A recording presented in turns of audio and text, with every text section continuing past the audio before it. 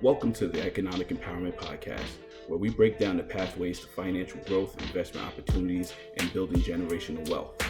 I'm your host, Ramel Lee, and I'm thrilled to take you on this journey beyond business into a world of possibilities that many don't have the access to see. Each episode, we deep dive into topics like alternative investments, real estate, hotel ownership, and much more, bringing you expert insights, inspirational stories, and actionable advice to help you take control of your financial future. Whether you're an experienced investor or just starting to explore new opportunities, this podcast is here to empower you with knowledge and tools to make informed decisions. But before we get started, I want to remind you, this podcast is for informational purposes only. The content discussed here is not financial advice. Every investment decision carries risk, and it's crucial to do your own research and consult with your personal financial advisor before taking action. Now, let's dive in and explore the exciting world of economic empowerment.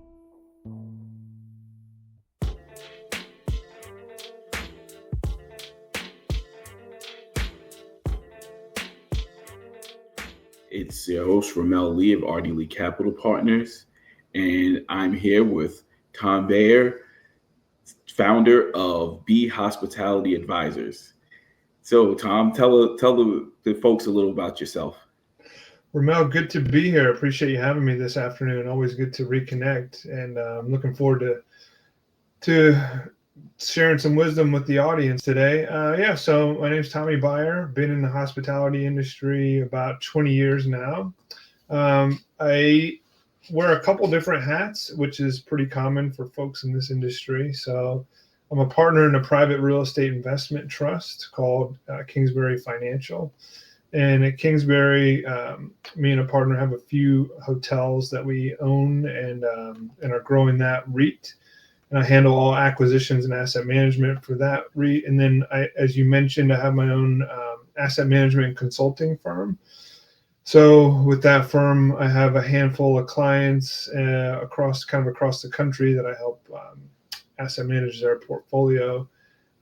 I've been in the business about 20 years, and I've kind of done everything from parking people's cars as a valet to being a general manager of a few different hotels. I was a VP of operations, so I oversaw about 15 hotels at one time, working for a management company. I've done business development for a management company. I've done financial analytics and budgeting. I've worked with groups that have sort of market caps that are publicly traded, groups that are 3 billion in size, to one-off owners who are brand new to the space. So I can kind of flex my skills and knowledge and make that match up to any different type of owner. Like I said, I'd say my strengths are on the operational side of the business, and then financial underwriting of deals, sourcing deals, helping people close on those, and then ultimately helping asset manage those. And I know we'll kind of get into that a little bit later, kind of diving into the world of asset management and what that means and how that's beneficial to an owner. But like I said, happy to be here with you. Appreciate the invite and looking forward to the conversation. No, thank you for joining us. And that wealth of experience and knowledge, I know I've personally leaned on myself, and we'll definitely be utilizing for our RDL Hotel Fund 1, and looking forward to it. So first thing I'll say is, can you explain what asset management is and why it's crucial for maximizing the value of a hotel investment? Sure. Yeah, it's a good question. I mean, I'd say for people who aren't really familiar with the term, it may not be a term that you hear of a lot when you're just getting involved with hotels. But an asset manager role can function in a lot of different capacities. So usually you'll have an owner of a property, and then that owner may or may not have an asset manager sitting between them and the property at some level. So traditionally speaking, you'll have a hotel owner, though they may or may not have a third-party operator, or who's called a management company, that manages the property, and then you'll have the property, right? So in some cases, I'll sit in between those two, right? most of the owners usually either have too many other things going on. They're either too busy, they have too many other businesses, or don't have the time to really focus on the properties. And that's where I would come in and hold the properties accountable. So an asset manager's role is to ensure that the property is generating as much revenue as possible, and saving on expenses. And ultimately, you're watching out for the property. You're looking out for the owner's best interest, right? So your goal as an asset manager is to optimize the value of that asset, and that can look like helping improve revenues, helping save on expenses, changing management companies, changing general managers, negotiating franchise agreements, negotiating management agreements. Can look like helping out with financing, working through renovations. So it's sort of an all-encompassing role. But again, at its simplest terms, the idea is to optimize the asset and to take care of the asset for the owner. And like I said, some owners have hotel experience, but they just don't have the time. Other owners don't have the time and don't have the hotel experience. So they may end up coming to me or somebody like me when they're at their wits' end and the property is in really bad shape. Or if they're smart like you, they'll hire me initially and say, look, I need your help. Let's get through this, teach me the business, and let's move forward and make sure that we're starting off on the right foot. Exactly, and like I said, definitely leaning on your experience and wisdom, and as well frees up my time to deal with the investors and investor relations, and making sure they kept up to breast of everything that's going on and comfortable with their investment. So definitely a valuable position on the team. So what are the most important key performance indicators, KPIs that hotel owners and investors should monitor to ensure profitability? Sure. So it's a really good question. And, so in the hotel world, there's a handful of acronyms. There's a lot of acronyms, right? They have to get used to, as there are in a lot of industries. But some of the basics are occupancy, right? So occupancy is pretty easy to understand, but its simplest formula is to say total number of rooms sold divided by total number of rooms available, right? So if you have a 100-room hotel and you sold 90 rooms last night, your occupancy was 90%, right? Pretty basic. The next KPI is your average daily rate, or ADR.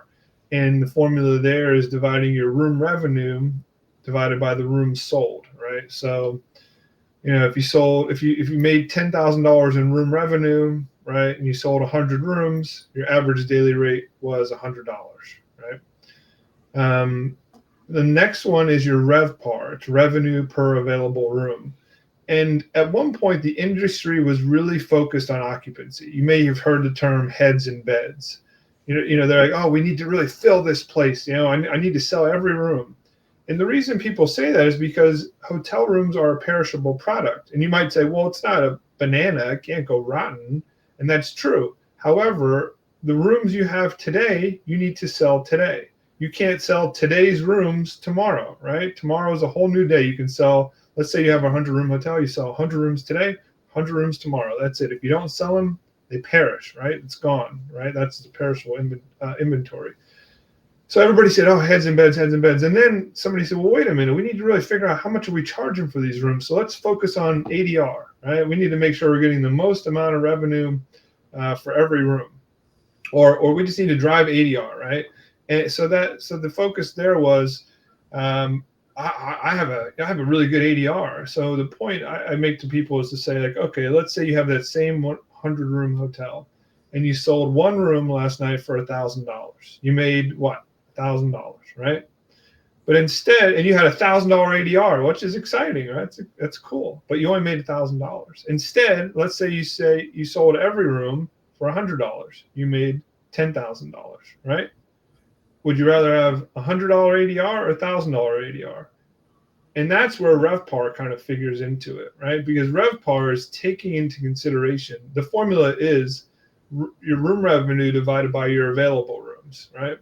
So RevPAR is saying, if I sold these rooms for zero, I'm still factoring that in to my revenue per available room, right? And so it's really a calculation of, how well did you do? How efficient were you in maximizing your occupancy and your ADR? So RevPAR is a really important indicator of how well is a hotel performing from a top line standpoint. So, so those are sort of the three basic top line KPIs. Some of the other ones you'll look at from a profitability standpoint will be a GOP. Some people call it house profit. It stands for gross operating profit. The formula there is pretty basic. It's just your total revenue, and then you subtract out all your operating expenses. So you get your gross profit, right? And gross profit's a good measure of how well is a property being operated by whoever's operating it. Maybe it's a management company, maybe it's just a general manager, whoever. But the higher your gross operating profit, the better chances you have of driving a higher net operating income, which we'll talk about in a second. So, you want to have a really high gross operating profit margin. So that's a number you're going to want to pay attention to. And that number is going to vary. It's going to vary by the type of property, the area the property's in. Is it flagged or independent? Is it luxury? Where is it at in the chain scale? There's all kinds of things that can determine what's a good GOP margin and what's not. And then the last one probably to mention, is I can go all day on KPIs, but I'd say to keep it short, the last one will be your NOI, which is your net operating income. So net operating income is your gross operating profit that we just talked about. And then you're subtracting out more of your fixed expenses. So think about things like property taxes, insurance, maybe some leases, any owner's expenses. That'll let you know what your NOI is, your net operating income. And you're probably subtracting out your FF&E reserves from that number too. And that's a better calculation of not cash flow, but how much profit is this asset making, right? So that's another sort of KPI to talk about. We could get into the weeds on cap rates and things like that, but I don't want to go too deep. Maybe we'll save that for the next one. We go, asset management 102 or something. Right. So we have occupancy, average daily rate, revenue per available room, gross operating profit, and net operating income. How do hotel asset managers work to optimize revenue and increase profitability, especially in fluctuating market conditions? Yeah, so it's going to depend on, so I'm going to give you a picture into kind of what I do, right? So at a hotel, usually you'll have revenue calls, right? So revenue call, in that call, you'll have a general manager, you might have a director of sales, you may have somebody from a management company, and then you're going to have somebody leading that revenue call. And they're going to be looking at your rates in inventory for the next, 90 days, 120 days, 6 months, whatever. And then at some point they're going to go day by day and say, all right, look, do we feel good about this rate that we're offering for this weekend or whatever? And as an asset manager, your job is to sit in there and not necessarily make comments after everything that's said, but it's to get a good feel for what's going on, what decisions are being made. Do you agree with those decisions? Do you not? And then you should step in, and my job is to challenge people where I feel like they're not pushing hard enough, or maybe they're pushing too hard, and you've got to kind of pull them back, or maybe they need to think about things in a different way. So, I'd say one of the ways to help optimize revenue is to sit in on those revenue calls, to hold the team accountable, to offer them insight and thoughts that they may not have come up with on their own. Then the other thing too is usually asset managers are touching multiple hotels. Maybe they've got a portfolio of 8 hotels, 20 hotels, whatever they have. And they should be gleaning things off of these other properties and then sharing that with other ones. So I touch, probably about 14, 15 hotels on some form or fashion. So I can learn things from this hotel and this company, and then I can share that with this hotel and this company to make this property successful. Now, I should mention, none of these are competing properties, right? That would be a conflict of interest. But if I learn from a hotel that I have in Philadelphia, something that may help my hotel in Phoenix, well, I'm going to share it with the one in Phoenix, right? As a best practice to help improve revenue. It may be a revenue stream that they've not thought of. It may be a sales tactic that they've never used before, right? So that's how I can help them on the top line. As it pertains to minimizing expenses and maximizing profit, some of that is what I just talked about, sharing best practices. Some of it is sitting down and going on a property visit with the hotel and sitting down with the team and brainstorming ways that we can save money. Some of it is as simple as saying, this hotel is using too much contract labor right now. So they're using third party labor and they need to bring more of that labor in house, right? And it's challenging them to do that and helping them out with that. It's looking at some other more detailed KPIs and saying, hey, you're spending too much money on cost of breakfast. You're spending too much money here, there, or whatever. Let me give you a real world example of some revenue that I helped one of my properties generate last year. I met with this hotel. It's a small property in a historic southern market, right? It's a branded hotel, but it feels more independent.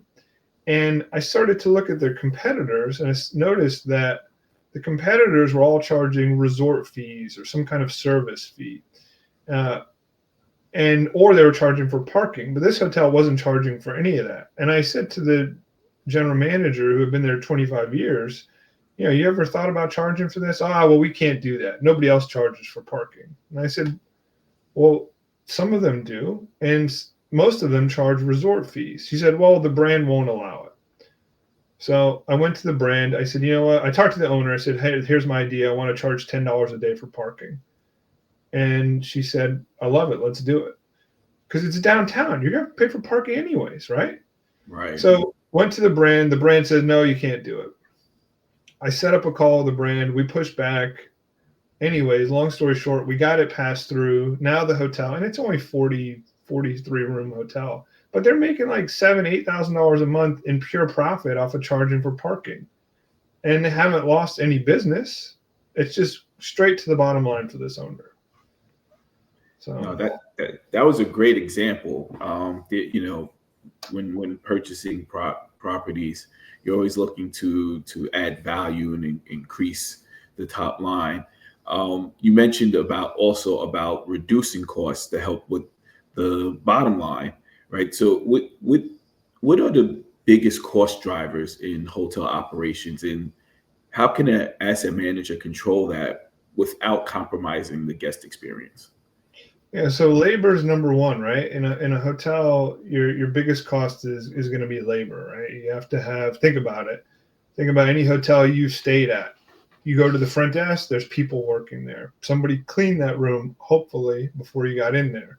You have a general manager, you have a director of sales in some cases. You have somebody fixing the rooms, right? All these people are walking around. So labor is going to be your biggest driver. And with labor, you're sort of bound to some extent by the municipality, the area you're in, right? I mean, meaning if you have a hotel in Atlanta, you can I can't pay somebody $10 an hour when the hotel next door is paying $16 an hour. I have to be competitive in my wages. And if I'm not competitive, chances are I'm going to have, not the best people working for me, which is going to impact the guest experience. So with labor, what you want to make sure is they're just being efficient, right? So meaning my housekeepers are cleaning my rooms in a timely fashion. And there's ways we can track that. And some hotels don't do that. They don't pay attention to it. And that can get really expensive because the average housekeeper should clean a room, depending on the room size, in a full clean, right? Meaning you checked out, they're cleaning your room. Probably 30 to maybe 30 minutes, somewhere between 30 and 35. If it's a suite, it's going to be more. But if you're not paying attention to that housekeeper could be sitting there on Facebook or whatever social media platform and scrolling, and then they clean your room and maybe they clean that room in an hour, but nobody's paying attention, right? but that's costing you money as an owner. So as an asset manager, I make sure we're paying attention to the minutes per occupied room. It's another KPI. Um, Other big, factors are, you'll have, if it's a branded hotel, meaning it's a franchised property, you're going to have franchise fees. Those kind of are what they are to an extent. The only ones you can really kind of impact are going to be your loyalty, meaning if you stay let's say you stay at a Hilton hotel and you get Hilton Honors points, right, as a guest, well, that costs the hotel money. As an owner, you have to pay for those, right? So you can manage that to an extent, but honestly, the more you're paying out in loyalty, usually the better off your hotel is doing, meaning you have more loyal guests, and those loyal guests are usually paying higher rates. So it kind of comes back to you in the long run. Some of the other expenses, you'll have utilities. There's ways we can navigate utilities to help save money. And then you have all your other various operating expenses. You have credit card commissions and things like that. The other big one is travel agent commissions, and people aren't really aware of this. So if you go to Expedia, let's say I'm going to Expedia because I watched a cool commercial and I want to get my Expedia rewards points or whatever, and then I book my hotel, the hotel has to pay a commission on that. And it's somewhere between 15 to 20%, usually around 18%, that the hotel pays back to Expedia, right? So as an asset manager, you want to make sure that your hotel is not too reliant on that kind of business and is more reliant on driving business that comes directly to you through your website, which doesn't charge those high commissions. So there's a lot of ways to save money, but if you don't have somebody paying attention to it, all of a sudden your profit margins can get eroded pretty quickly. But in addition to monitoring the metrics and the revenue production and cost savings, innovation plays a big part in the growth of the hotel business. How do you stay ahead of market trends, and what strategies you use to position a hotel competitively within its market? Yeah, I mean, I think there's obviously a tech component to all of it, right? And with the technology, I think you have to be a little bit careful about overextending yourself. And what I find is there are some hotels that have signed up, and some management companies that sign up for 10 different new tech platforms, and they come back to me and say, well, yeah, we're using all these technology and it's really saving us here and there and so on and so forth. But they don't usually do that. Usually what ends up happening is I look at a profit and loss statement or a budget and I go, why are we spending $10,000 a month on technology at this property when we don't need to? And the general manager kind of sits there quiet, and the management company says, well, it's a corporate mandate. We use this at all of our hotels. And there are good tech tech platforms out there that can help you optimize your asset. I'll give you an example of one I think that's kind of interesting that came up recently. There's a company that has, you have a Roomba. Maybe you have a Roomba. You're at least familiar with the company, right? I've got a couple Roombas in my house. Well, this company has now made Roombas for hotel public spaces, meaning mainly for your corridors or even your meeting rooms, maybe a lobby. So what they do is, you've got this beefed up version, if you will, of a Roomba that's now going up and down the hallways, cleaning the hallways of the hotel. And it's important because as a general manager, it's a really an annoyance and a nuisance. Most of your housekeepers or housemen don't like to do that. They just don't do it. They like to clean their room. And you tell them, you usually say, hey, just take your vacuum and vacuum a little bit outside, and before you know it, we will vacuum the whole hallway. Well, 99% of them don't do it. And this machine is going to go up and down and clean it for you, right? And I think it cost about $1 per hour once you figure out what the lease was and all that. I mean, I can't pay anybody $1 per hour to clean my carpets, So I think that's a good example of innovation in tech that's helpful. Another thing that's come out, and it's not super recent, but more and more hotels are adopting it, is if you go to your app, let's say it's a branded hotel, you look at your app and it says, Mr. Lee, ready to check in, hit this button, get your mobile key, right? Your digital key. And now you have your key on your cell phone, right? So what you do now is most of the time, if you're okay with it, you'll probably just bypass the front desk and you'll use your key to log in. And what that's done is allowed you to have less front desk agents. So where in the past, maybe you always had two people at the front desk, you may not need that anymore because half of your guests are going to get their key on their phone and they're going to just walk right past and go up to a room. So, I think making sure your hotels are utilizing the latest and greatest tech is important. There are hotel technology conferences that I go to, but I'm really sensitive to making sure we're not overloading the property with too much innovation to where they don't have time to use it all, and you're just kind of wasting money. Now that's great, and the innovations you spoke on touch on cleanliness and convenience, the two most important things to a guest. So that's great.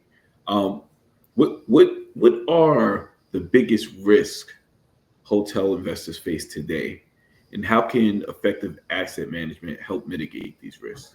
Ramel, there's no risk. It's all sunshine and unicorns and whoopee hats. Yeah. So there are risks, right? In the end of the day, you should understand you're investing in real estate, right? And when we think about real estate, the old adage sort of remains true, right? Meaning, you've heard people say location, location, location, right? So I've had people come to me and say, Tommy, I like this deal. And I say, okay, yeah, show me where the deal is. And I pull it up on Google Maps and I zoom out and then I zoom out and I find myself zooming. I'm like, where is this place? I don't know where this is. And the point of that is, like, when you're buying a hotel, one of the risks obviously is that you bought one in a bad location, but you can mitigate that pretty quickly by going on Google Maps. You can drop in, do street view. I mean, there's all kinds of things you can do without having to fly there anymore, and look at the area and say, what are my demand generators, right? So if you draw call it a 5-mile circle radius around most hotels, that's for the most part where most of your business is coming from. And the reason is, if you look outside of that, when you get outside of that, in kind of a normal area, there's another pocket of hotels, right? So people who are doing business closer to there are going to go stay at those hotels versus yours. So you want to make sure that your market's got multiple demand generators. So if you're an investor or you're trying to buy a deal, I always make sure that there's not only just one demand generator, that there's at least two or three, meaning I like a market that's got a little bit of leisure. It's got maybe some military, and then some business. That's, I think of Jacksonville, Florida. I really like that market because it's pretty heavy on leisure, but you've got some military bases, and then you've got all kinds of other businesses around there. So I think, staying in those markets is helpful, because otherwise there could be, let's say you bought a hotel near an army base. And what happened a few years ago? All the army bases started closing. They consolidated, right? Right. And what are you left with? So location is one. That's a risk. And I think, again, you can mitigate that by just doing your homework ahead of time. Another risk is that these brands, and I love them, but I hate them also. They just keep adding flags, right? Sure enough, as we're talking, there's a hotel conference next week in LA, and I'm sure somebody's going to come up with some new brand, and that sort of waters down what you have. So let's say I own, whatever brand it is. Let's pick on somebody. Let's say I own a Holiday Inn Express, right, which is an IHG brand, and then IHG decides they come out with this new brand called Garner, and then they come out with another brand and another brand.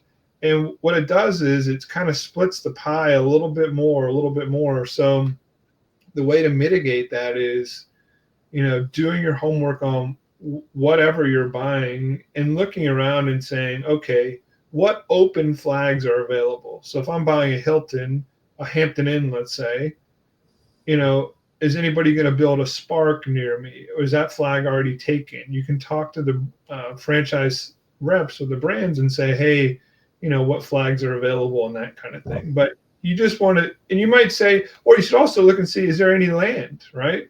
If I go into a hotel, I zoom out on Google Maps, I want to see how much green space is around there. So people like to do deals in Texas, but for the most part, if you're in Texas, you zoom out, you're going to see a bunch of green land. And what that does is it prevents your hotel from having as much appreciation, right? Because there's, people can go build next door to you for cheaper than you're going to sell them your hotel. Right. So, there's certainly a lot of risks, but there's a lot of upside if you buy the right deal at the right time in the right market. Oh, that's definitely. I mean, ultimately, right? It's real estate, so location, location, location, as the old adage goes. Um, how do you determine when and where to? We're talking about it being real estate, so obviously, maintenance and repair and renovations is a part of it. How do you determine when and where to invest in property renovations or upgrades to maximize the long-term value of an asset? Yeah, so there's a couple ways to look at that. Let's talk through two scenarios. One, you're buying a hotel, okay? If it's a branded property, it's going to come with what's called a PIP, which is a property improvement plan, right? And that's going to be coming from whatever franchisor you're working with, Hilton, Marriott, IHG, whoever. And this PIP is going to go line by line, and it's going to say, replace mattresses, replace light fixtures, replace carpet, all these different things. And then they're going to give you a timeline, and they're going to say you have to get it done in 12 months, 18 months, 24 months, whatever it is. So you don't really have much of a choice when it comes to a branded hotel if you're acquiring it. If you're acquiring an independent hotel, nobody's going to tell you that you have to make changes or upgrade it.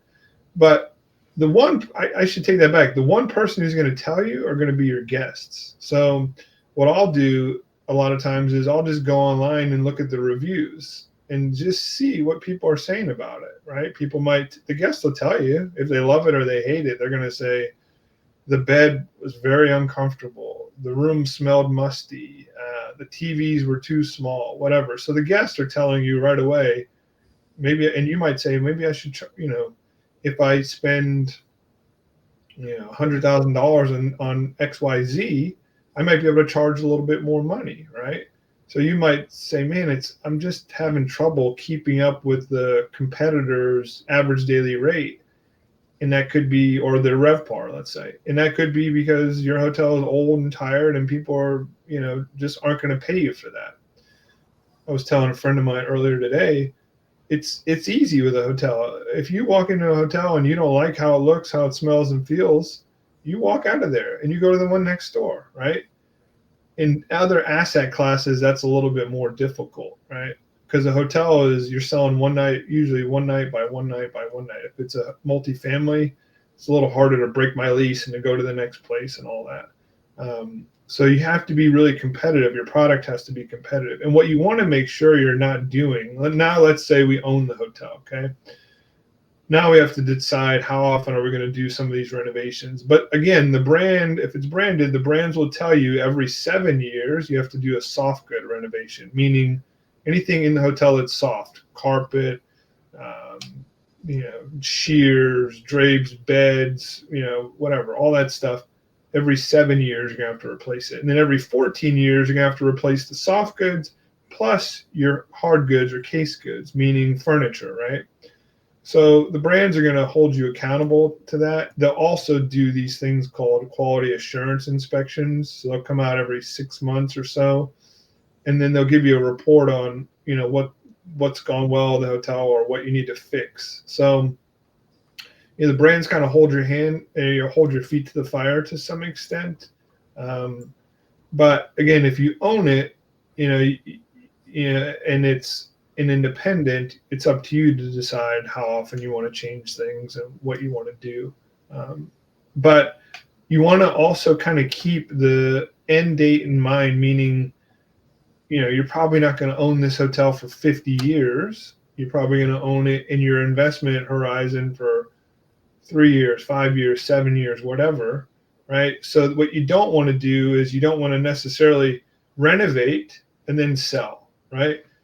Because you want to be the beneficiary of that renovated, those dollars that you spent. Because if you sell it and it's not renovated, somebody's still going to kind of discount it based on the renovation that it needs. But Right. you'll see that with these large publicly traded REITs. What they do is, they'll sell all their hotels right before it needs a big renovation, right? Because they spent the money at some point at renovating. They got all they could out of it. The property started going back down like this from a RevPAR perspective. Boom, we're going to sell it, right? I've been in hotels where I definitely said to myself, yeah, they have a PIP coming up soon because this stuff looks very dated. It looks very last decade. And so, and it can be clean and convenient, but you have that old feel to it. It takes away from the comfort I know it's a mental thing, but it does. When it looks old, it feels less comfortable.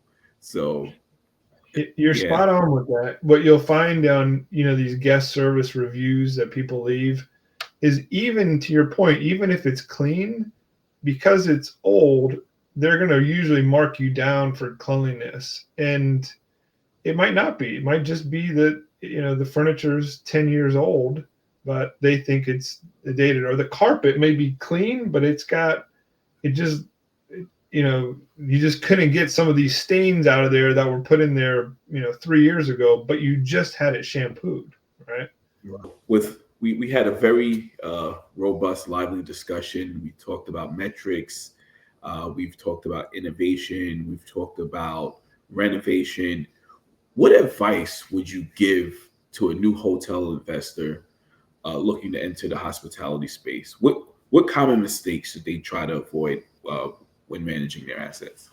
When it comes to acquiring the assets, we'll talk about acquiring and then we'll talk about managing. But when it comes to acquiring the assets, I often see people kind of err towards finding smaller deals, doing smaller deals initially, and meaning, the deals under 3 or 4 or 5 million, whatever the number is.